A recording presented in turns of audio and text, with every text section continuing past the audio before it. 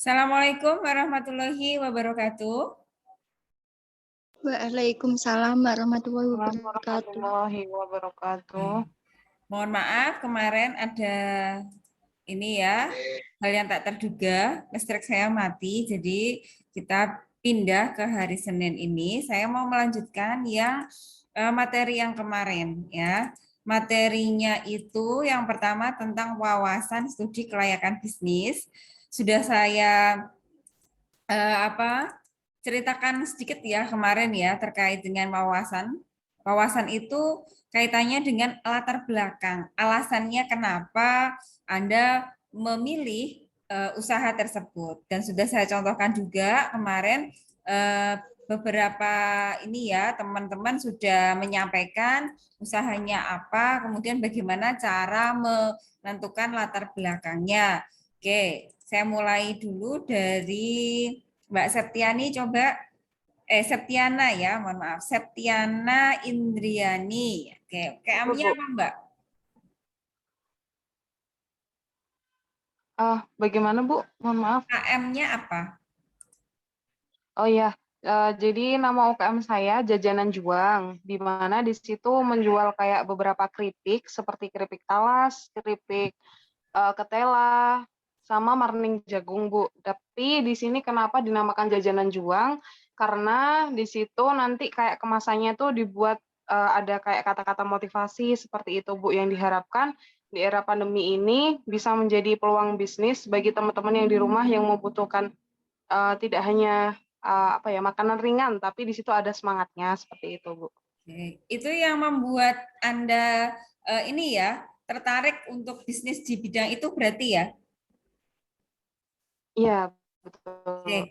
Faktanya apa, Mbak? Datanya apa yang menyebabkan Anda tertarik? Faktanya, kondisi COVID ya? Datanya ya, betul. Kondisi COVID, apalagi saat ini kan di Pati sendiri ya Bu ya, itu karena saya masuknya di Kabupaten Pati, itu kan banyak sekali dari teman-teman saya yang dulu waktu SMA itu yang kuliah di luar kota, itu yang pulang ke rumah. Apalagi anak zaman now, itu kan juga kalau misalnya lihat jajanan yang kemasannya menarik, itu kan lebih tertarik ya Bu, daripada yang kemasannya biasa saja, seperti itu. Ya, Ibu, mungkin. berarti Anda harus punya data terkait dengan pandemi COVID. Ya, pandemi COVID itu Iya Bu. kan berarti Anda harus punya data berapa banyak ya pasien yang terkena COVID sehingga orang itu merasa punya perasaan yang harus dimotivasi. Kan faktanya itu, fakta COVID-nya harus Anda ungkapkan pakai angka, Mbak. Iya, Sudah punya datanya? iya Bu. Sudah ada Kalau buktinya belum? angka yang saya punya kemarin secara general sih Bu masih, dan kalau misalnya tentang angka COVID, tapi secara spesifik belum Bu. Oke, nanti ditambah ya. Karena latar belakang itu harus Oke. mencerminkan data. Karena kalau Anda bilang, oh COVID di Pati itu sangat tinggi. Tinggi itu kan nggak ada ininya, nggak ada kisarannya. Tapi ketika Anda bilang COVID itu tinggi di Pati, kemudian Anda tunjukkan data, oh ternyata COVID di Pati itu jumlahnya sekian. Nah, itu berarti fakta yang ada. Gitu. Anda bisa bilang tinggi rendah itu kalau nggak ada datanya Anda nggak bisa memberikan memberikan data yang akurat gitu.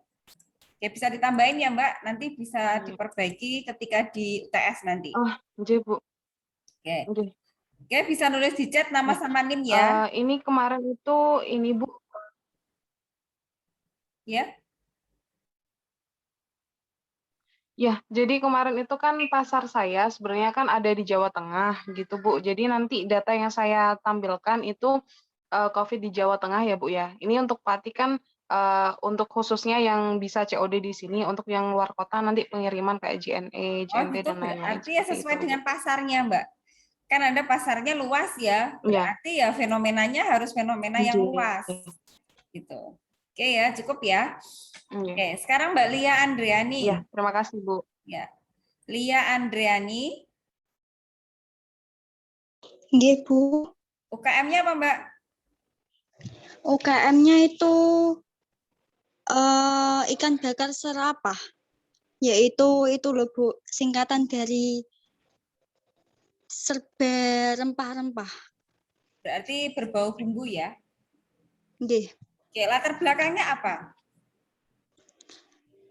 Latar belakangnya itu dari pandemi COVID-19 kan banyak penjualan yang penjualan menurun, mau meningkatkan itu penjualannya, Bu. Maksudnya? Gini, Anda kan punya hal yang beda dengan yang lain. Ada rempah-rempahnya kan? Nah, apa Nggih. yang menyebabkan Anda kok bisa mengambil rempah-rempah? Anda bisa ini loh Mbak, sebenarnya pandemi COVID itu kan butuh energi yang tinggi, butuh ketahanan tubuh yang Oh, bagus. ngoten. Iya, malah Nggih. lebih bagus gitu.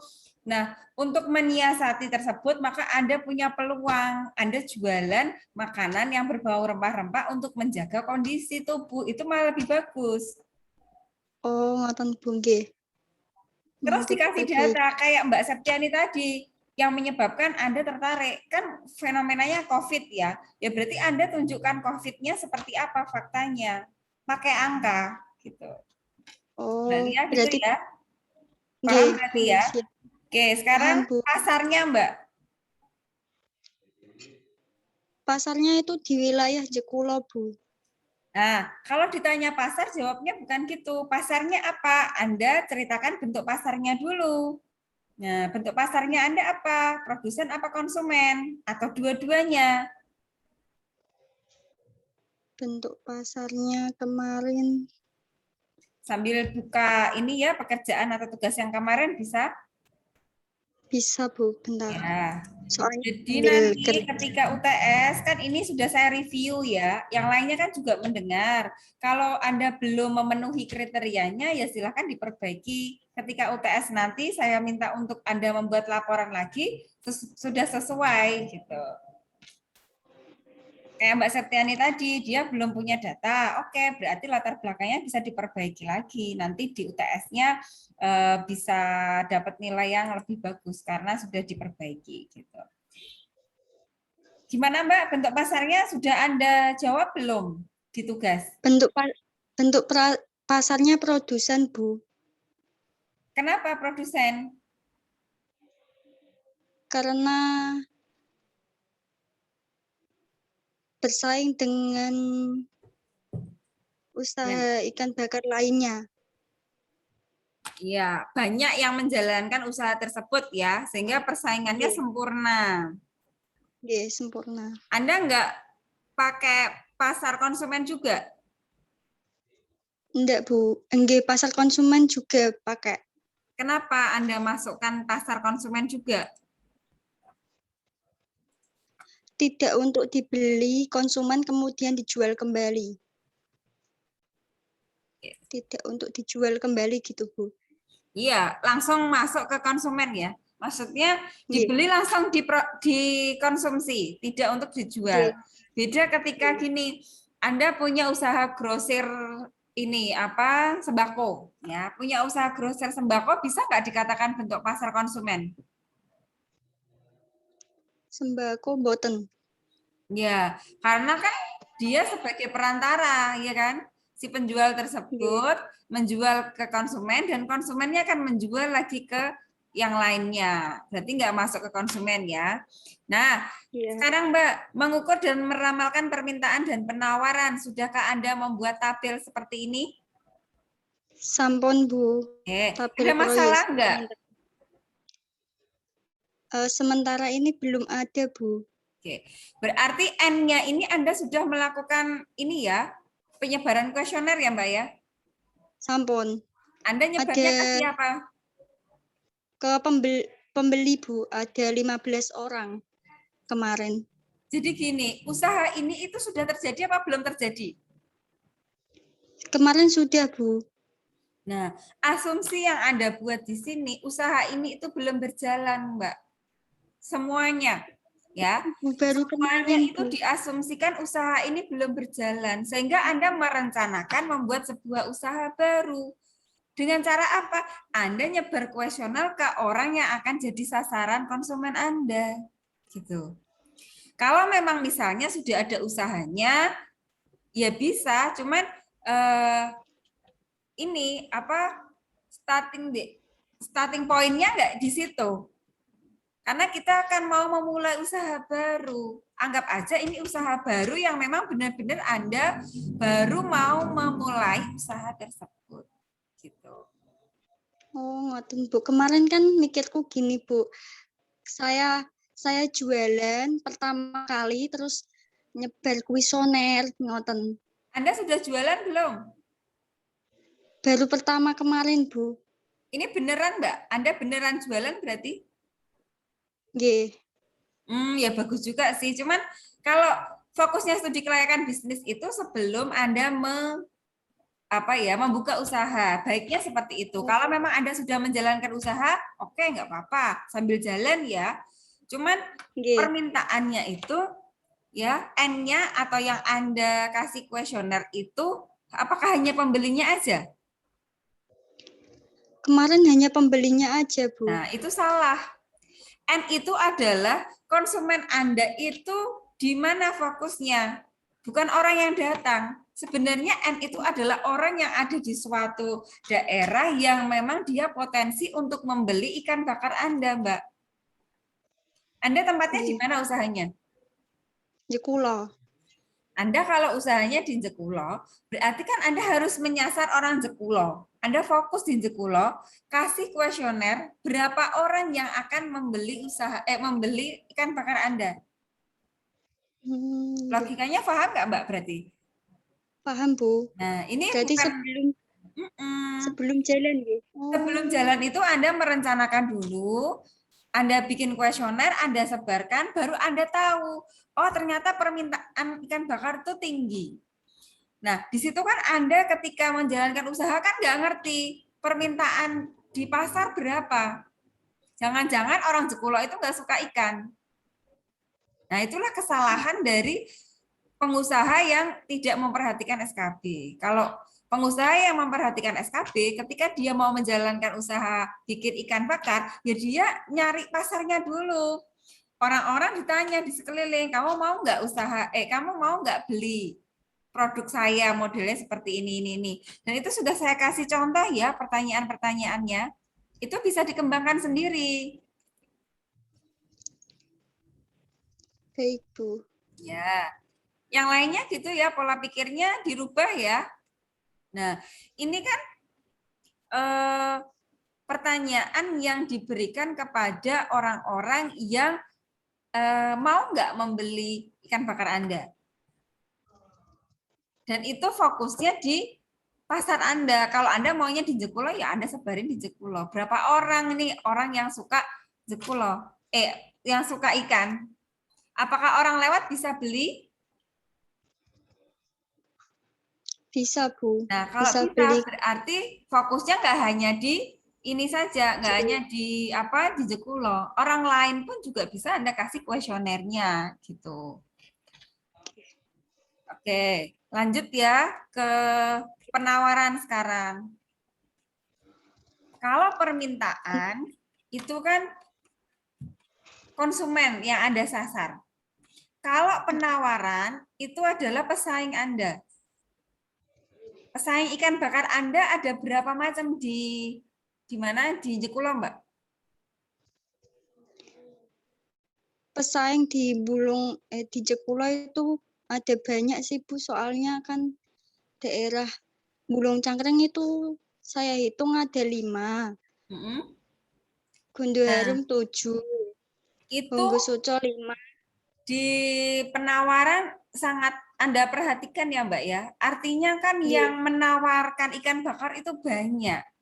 Nah, Nggih. kalau ada penawaran yang banyak, bagaimana Anda untuk mendapatkan peluangnya? Kalau di contoh saya di penawaran itu saya asumsikan dia punya 3 pesaing saja. Ada enggak ya? Nah, ini saya asumsikan pesaing saya itu hanya 3 macam. Sehingga peluangnya itu ya sangat besar. Nah, ini saya punya Excel-nya ya. Jadi saya mengerjakan ini pakai Excel. Cuman saya pindah ke Word. Angka ini ada bunyinya, ada perhitungannya gitu.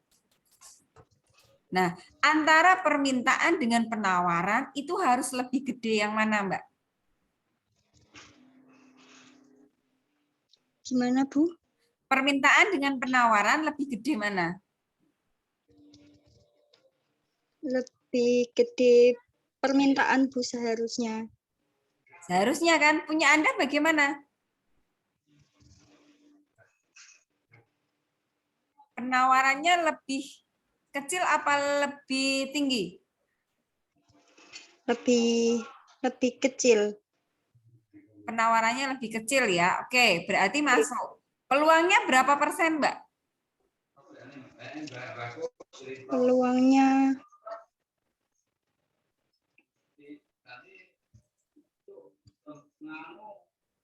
Bu. Sudahkah Anda bikin tabel seperti ini, Mbak? Sampun, Bu. Nah, peluang ini menunjukkan posisi Anda. Oh, saya di tahun 2021 masih punya peluang 10% untuk mengisi permintaan dari konsumen. Gitu. Kalau di sini penawarannya lebih tinggi, Anda tidak layak untuk menjalankan usaha tersebut. Kan pesaingnya udah banyak, yang nawarin banyak, tapi yang minta sedikit. Nah, itu berarti dia nggak punya peluang. Gitu. Oke, paham ya Mbak Lia? Berarti? Paham, Bu. Oke, caranya seperti itu. Itu aspek pasar bisa dipelajari sendiri ya, bisa dibaca. Sekarang saya lanjut ke aspek selanjutnya, yaitu aspek pemasaran. Saya ganti, bisa nulis di chat ya. Mbak Intan Ayu.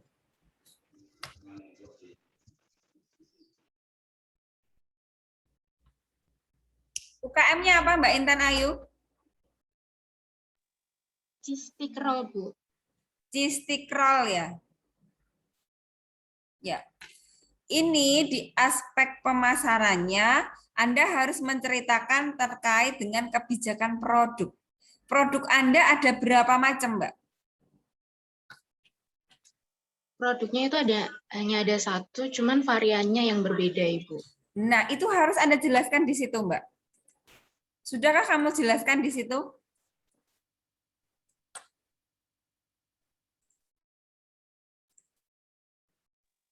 Belum, Ibu. Yang saya jelaskan hanya cheese stick roll-nya aja. Nah, ceritain, Mbak. Kan yang namanya kebijakan produk itu kan semua hal yang terkait dengan produk Anda. Saya contohkan, kalau di sini kan catering. Catering itu saya punya 4 paket, dan setiap paket itu isinya macam-macam. Itu mendeskripsikan produk Anda itu seperti apa. Rasanya apa saja, Mbak?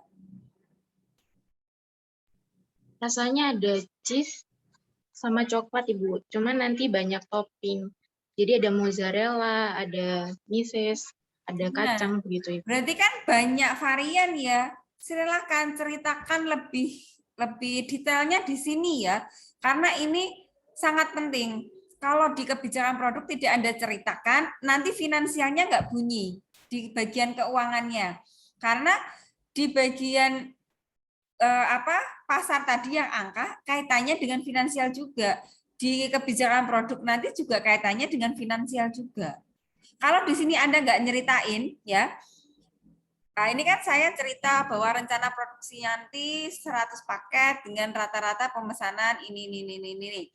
Kalau ini nggak bunyi, nanti di keuangannya tidak bisa dilanjutkan. Ceritain semua di sini. Terus kebijakan harganya Anda ceritain juga. Karena variannya banyak, harganya sama atau beda, Mbak? Beda, Ibu.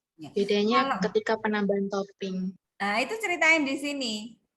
Kalau di sini nanti bunyi, saya sinkronkan dengan keuangannya. Nanti pertemuan ke-7 saya akan masuk di keuangan, ya. Ini baru bicara dasar-dasarnya dulu. Tapi nanti ini ngeling ya. Terus promosinya, Anda mau promosinya melalui apa, Mbak? Melalui Instagram sama WhatsApp, Ibu. Oke, Instagramnya sudah dibuat ya? Sudah, Ibu. Ya, sudah diposting? Sudah. Oke, nanti pas UTS saya akan menilai Instagram Anda ya. Jadi jangan sampai ketika pas UTS itu Anda baru upload. Anda upload ya setiap minggu. Setiap saya ngasih tugas langsung diupload. Jangan ditumpuk karena nanti historinya kan kelihatan. Anda uploadnya kapan. Kalau Anda uploadnya grudukan, pas masa UTS baru Anda upload, ya berarti nilainya nggak akan sempurna. Kalau misalnya minggu ini adalah teknik pasar, ya silakan Anda uploadnya pas pertemuan tersebut, pas tanggal tersebut. Gitu. Oke, kebijakan distribusi ini untuk pengantaran ya. Bisa delivery order, Mbak? Bisa Ibu, bisa Ya, COD. ceritakan di sini Atau ya, di juga kebijakan bisa sesuai. distribusi ya. Iya. Oke, cukup Mbak Baik, Intan Ibu. Ayu. Nah, sekarang kita masuk ke aspek yang teknik dan teknologi. Ya, ganti Mbak Anissa Rahmawati. Iya, Bu. UKM-nya apa, Mbak? Keripik basreng, Bu. Keripik basreng ya. Ada berapa macam pilihannya? Cuma ada 2 varian, Bu. Yang pedas daun jeruk sama nggak pedas daun jeruk. Sudahkah Anda ceritakan di kebijakan produk? Sudah, Bu. Sudah ya. Sudah.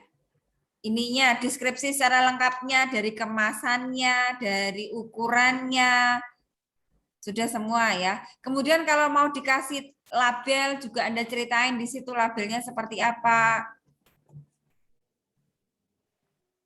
Nah, ini rencana produknya saya punya 4 paket ya, bisa dibaca sendiri. Rencana kualitas, ini di sini saya mencontohkan hanya 1 kualitas ya, yaitu kualitasnya baik. Kan kadang ada nih roti, misalnya roti ya, roti yang grade A, grade B, grade C. Nah, ini saya hanya mencontohkan satu kualitas saja. Oh ya, ini proses produksinya ya, langkah-langkahnya. Nah, sudahkah Anda buat ininya Mbak, alurnya Mbak?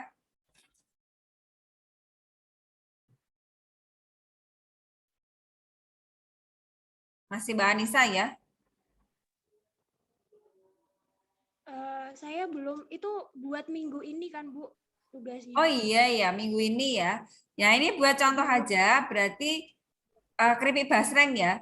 Langkah-langkahnya harus dibuat grafik dibuat alur ya seperti ini. Langkahnya seperti apa? Kemudian teknologinya, Anda butuh alat apa saja Mbak untuk membuat keripik basreng Mbak? Butuh kompor, butuh gas, terus pisau, sama alat-alat seperti mungkin apa ya, Bu, baskom gitu, Bu, buat mengaduknya gitu. Terus Buat ngepresnya pakai apa Mbak? saya pakai standing pouch, Bu, jadi nggak perlu dipres, tinggal dikemas saja. Oh berarti plastiknya ya yang ini ya. Teknologinya bisa masuk alat-alat yang digunakan. Oh bukan. Itu berarti masuknya ke ini kebijakan produk aja ya. Plastiknya Anda ceritain. Iya, Bu.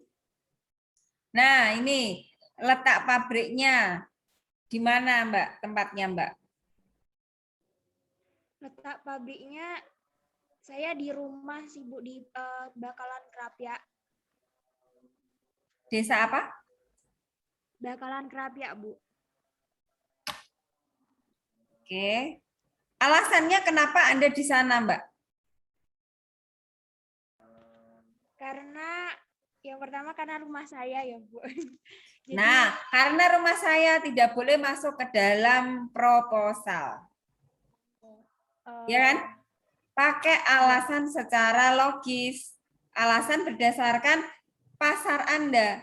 Kalau di sini kan saya ceritakan bahwa karena kemudian dalam mendapatkan bahan baku dekat dengan pasar.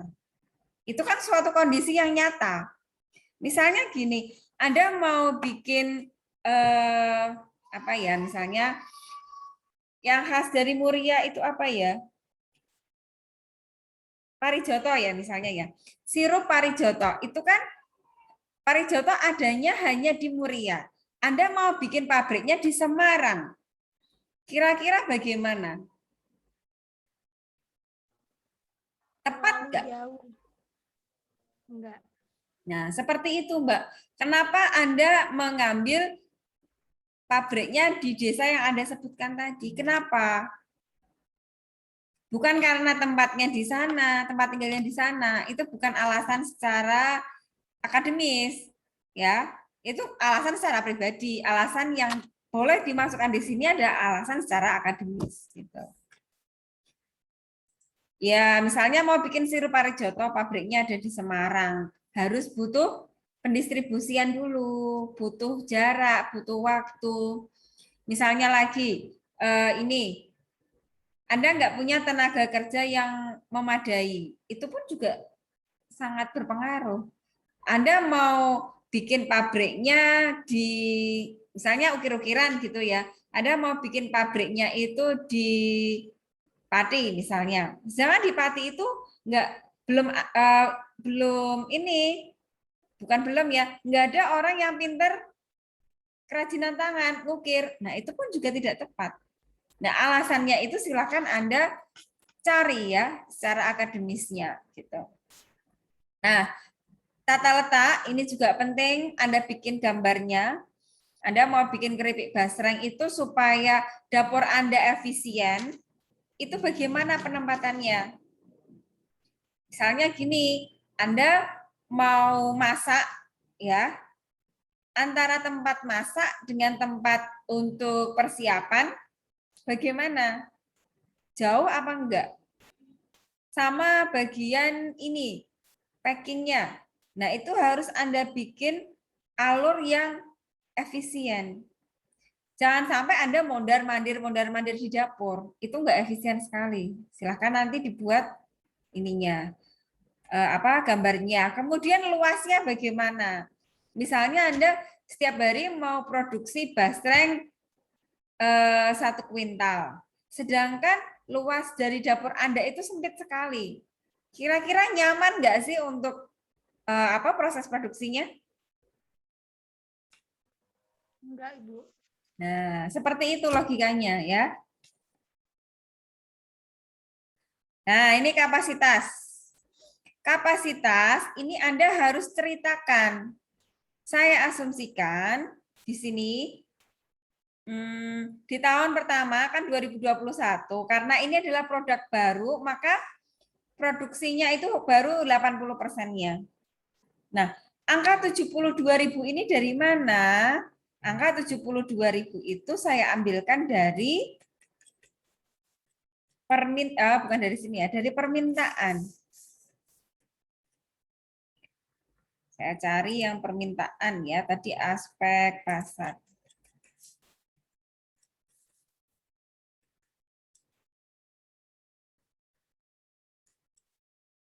Dari sini. Jadi itu bukan angka yang tiba-tiba. Karena permintaan di pasar itu meminta 72.000, ya kan? Ya berarti di rencana kapasitas saya yang seperti ini, 72.000. Nah, sebulannya berarti kan ini asumsi 1 tahunnya. Sebulannya saya bagi 12. Tapi ini kapasitasnya baru 80%. Kalau kapasitasnya 100% itu 72.000. Nanti bisa dipelajari sendiri ya, ini contohnya.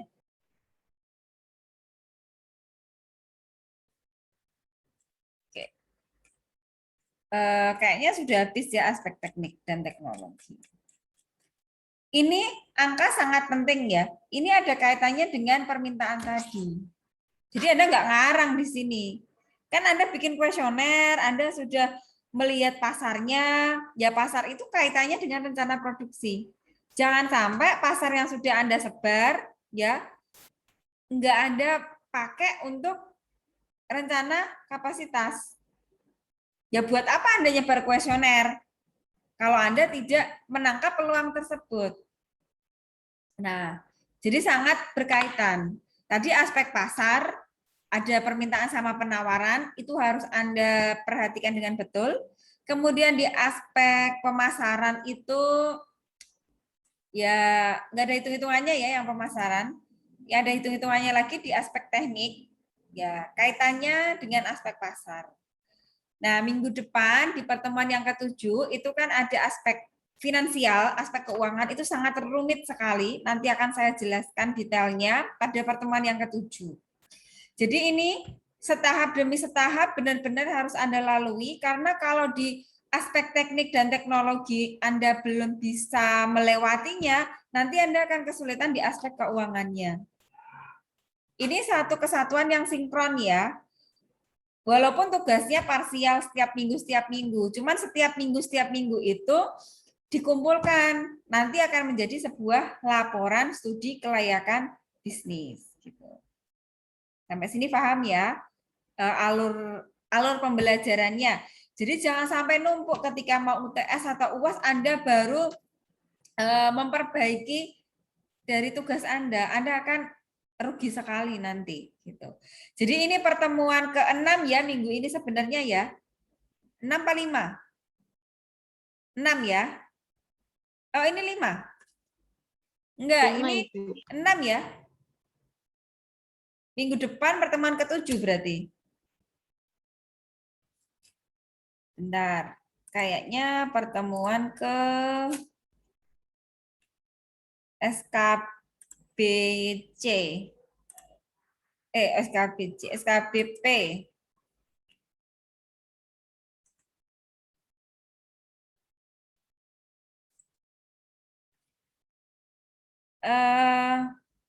Kemis minggu ini kan berarti pertemuan ke-6, nanti pertemuan ke-7-nya tanggal 28 Oktober, kita sinkronus ya, kita masuk ke Zoom lagi tanggal 28 Oktober, kemudian tanggal 8-nya, tanggal 8, pertemuan ke-8 tanggal 4 November ini Anda UTS.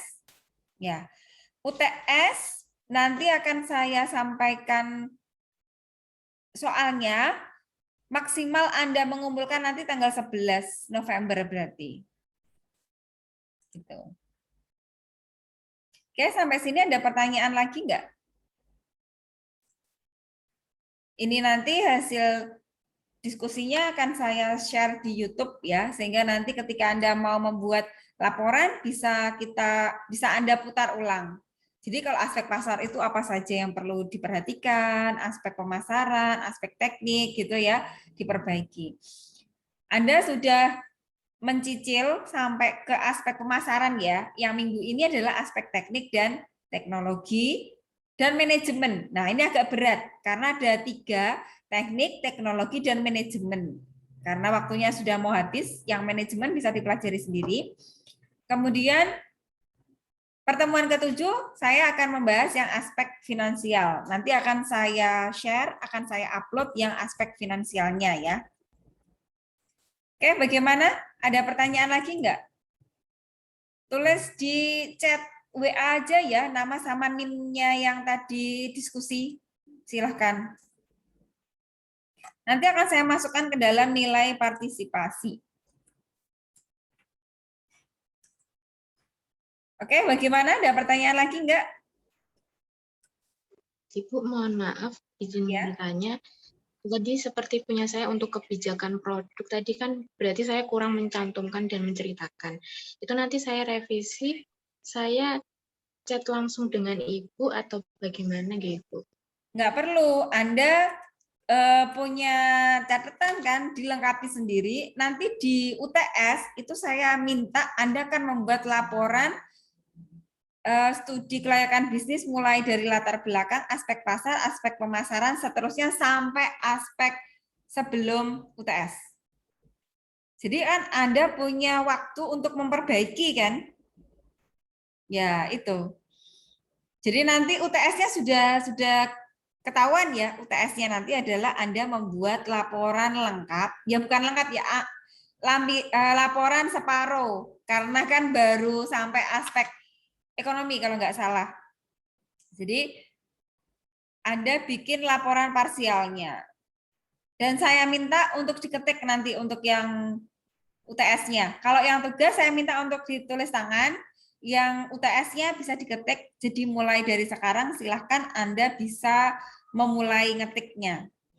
Kan Anda sudah nulis tangan, silahkan dicicil untuk diketik mulai dari sekarang gitu. Ada lagi yang mau ditanyakan? Terima kasih, Ibu. Ya. Satu kelas isinya berapa orang ya? 19 kurangi saya, 18 ya. Bagaimana, sudah jelas belum penjelasan dari saya? Sudah, Ibu. Sudah ya, nggak ada. Kalau masih ada kesulitan bisa nulis di chat ya, bisa ditanyakan di grup WA. Oke, saya kira itu pertemuan yang keempat sebenarnya ya untuk yang sinkronus. Selamat belajar, selamat mengerjakan tugas dan persiapan untuk UTS-nya di-prepare dari sekarang karena nanti aspek finansial itu butuh waktu yang panjang sekali. Ya. Pertemuan ke-7 juga butuh persiapan juga karena waktunya pertemuan 7 kemudian pertemuan ke-8 itu Anda harus UTS. Waktunya singkat sekali, sehingga silahkan dipersiapkan dari sekarang. Saya kira itu. Sampai jumpa di pertemuan yang ke-7. Cukup sekian. Wassalamualaikum warahmatullahi wabarakatuh. Waalaikumsalam warahmatullahi wabarakatuh. Terima kasih, Bu. Terima kasih, Oke. Bu. Terima kasih, Ibu. Cukup ya, saya live ya ini ya.